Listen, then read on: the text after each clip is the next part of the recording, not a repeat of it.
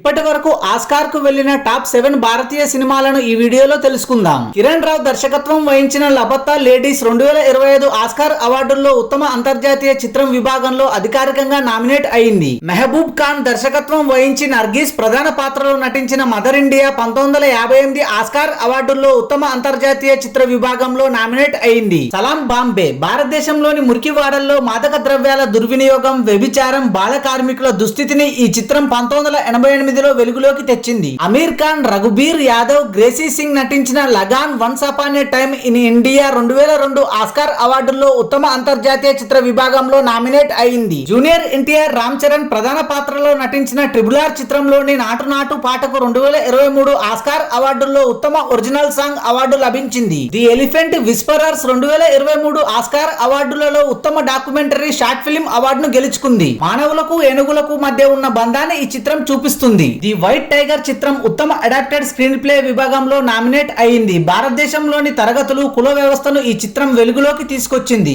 అశ్విన్ కుమార్ రాసిన, నిర్మించిన, దర్శకత్వం వహించిన లిటిల్ టెర్రరిస్ట్ చిత్రం ఉత్తమ లైవ్ యాక్షన్ షార్ట్ ఫిల్మ్ విభాగంలో నామినేట్ అయింది. Thanks for watching this video. For more interesting videos please do subscribe.